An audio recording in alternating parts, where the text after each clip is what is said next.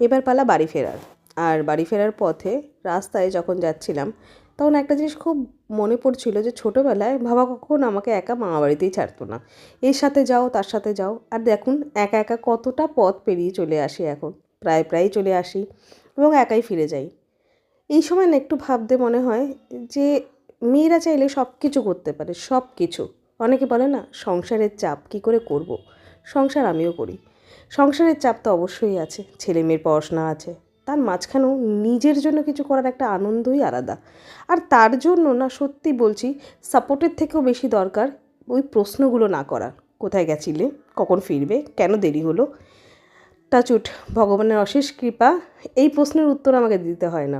আমার বাড়ি ফিরে এটা বলতে হয় না যে কেন দেরি হলো, বাড়ি ফিরে এটা বলতে হয় না কার সাথে গেছিলে, বাড়ি ফিরে এটা বলতে হয় না কেন ওর সাথে এতক্ষণ ছিলে, রাত্রিবেলা কোথায় ছিলে, কার সাথে ঘুমোচ্ছিলে।